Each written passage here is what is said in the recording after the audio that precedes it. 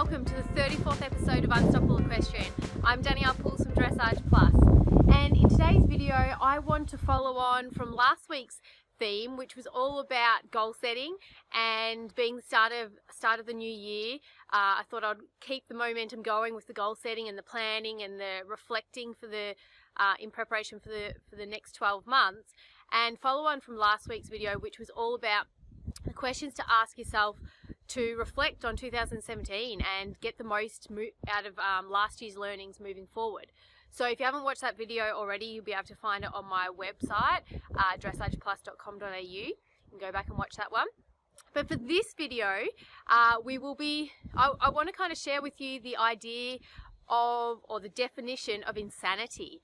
And for anyone that hasn't heard of this before, the definition of insanity is doing the same thing over and over and expecting a different result or a different outcome. So I'll say that again for you. So the definition of insanity is doing the same thing over and over again and expecting that you'll get a different result at the end of it.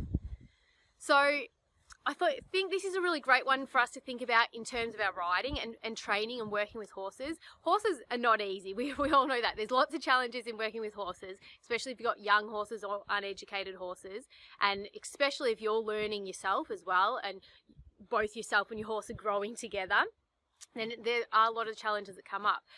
But what tends to happen in our riding and in the groundwork, floating, things like that, competition riding, is that we get into a bit of a routine of, this is how we ask for XYZ, this is how we ask for a canter transition, or this is how we ask for a leg yield, or this is how we ride at a competition, and that pre-warm-up kind of energy through our body, and it becomes a bit of a routine.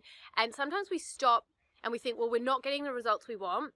I'm not getting a great canter transition. They're trotting too fast and taking their time to get into canter, or they're ignoring me, or they're another great one is the float. They're not going on the float.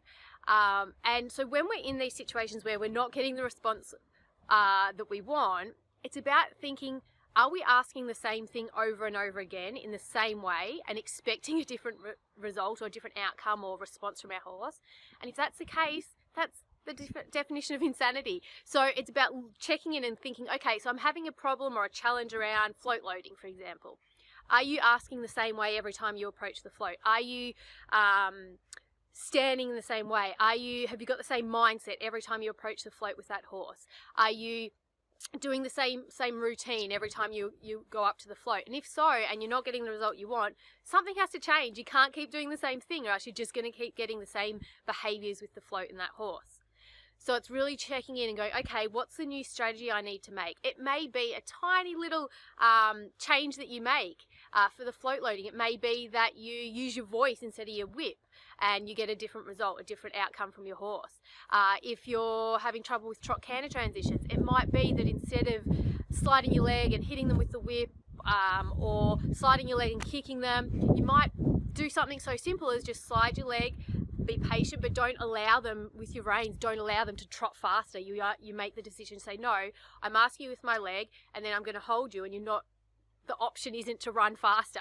So it's just an experimenting. I'm not saying these are the right things. It's just about doing something new, doing something different if you're not getting the result you want.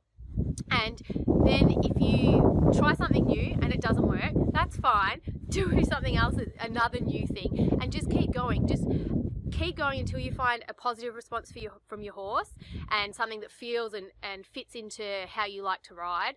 And you might have to make 5, 10, 20 different mistakes or different strategies and have different answers that might not be the right answers before you find the right thing, and that's fine. It's way better to do that than to keep doing the same thing over and over again and just keep getting the poor results on the scoreboard, or the negative behavior or response from your horse, and just that yucky feeling that comes with all of that.